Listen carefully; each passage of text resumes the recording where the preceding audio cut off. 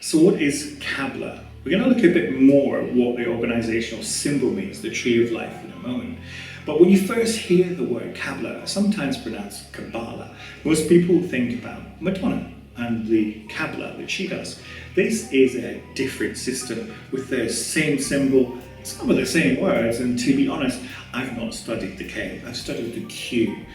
I'm David Wells, and I'm really passionate about the mystic Western tradition, the practical Qabalah, and I want to share the top 5 questions that I get asked. So question 1, what is it? If you could imagine there's a map of the universe, a map of your soul, a map of your deepest desires and your greatest joys, where you can find yourself on that map and find yourself where you can find yourself on that map and find yourself back to where you want to be, or to achieve something different in your life, to map out a different route, for example. The spheres on the tree of life are called Sephira, that's S-E-P-H-I-R-A. Now, they are, if you can imagine, powerhouses of energy that push their energy across the pathways. Now, when you think about it and you look at the tree, and it just naturally draws you towards it, if in any way, shape or form you're interested in angels, astrology, tarot, crystals, all these esoteric things that are going on in your own life are represented on the tree of life. Essentially then, what Qabalah and the tree of life is everything. Number 2, how is the word magic appropriate to Qabalah? Magic has many connotations, of course it does, but the true magic of Qabalah, for me, is the way it presents itself physically in your life. It's actually there, right in front of you as you walk the paths. But if you're thinking about traditional magic, maybe you're already working with wicked magic or pagan magic in some way, shape or form, that too is included in the tree of life. Ritual, essentially, is very much a part of, I think it's centering yourself, it's calling down and being more focused on the energy you want to use when you study this particular symbol. It's a better way for organizing your altars, because what it does is it helps you understand where things should be on your altar, where they should be perhaps in your home, what's the season you're working with. It helps you to maybe be more congruent when it comes to setting up an altar, so you're being more respectful to the powers of the east, the west, the north and the south that you're using. Magic is in many levels of Qabalah. It stands on its own for some people, but for me it's all very much integral as part of. I use the great archangels to protect my space, but I do that from great deep respect and a ritualistic perspective. The magic of the Qabalah, like I said, the truth of it is that it works directly in front of you. The practical magic is knowing where things should go on the altar and exactly what you're working with, more importantly, that you're safe to be working with those energies. Number 3, is it safe?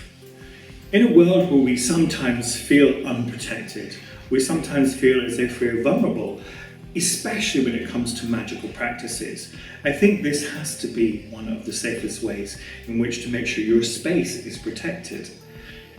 This is something I take very seriously, and when I'm working with groups or on my own, I always make sure my space is protected. But what against?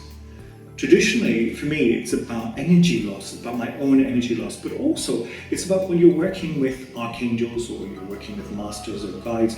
It's also respectful to make sure the space is clean. It's respectful to make sure that it smells nice, which is why we burn incense.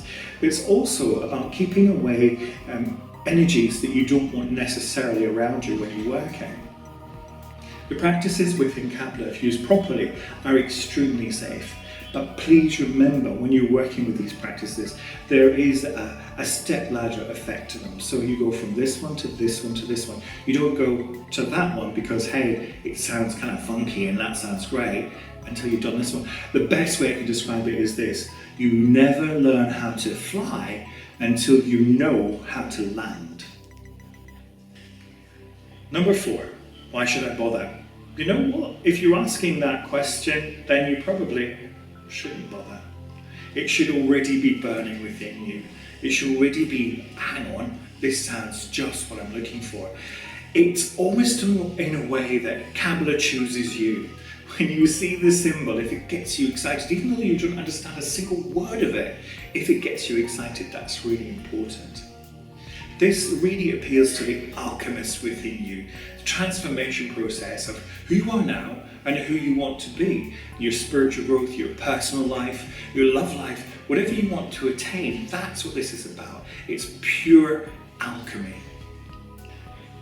Number 5, why do I love it? Why do I feel so passionate about it? Because of all the things I've just described.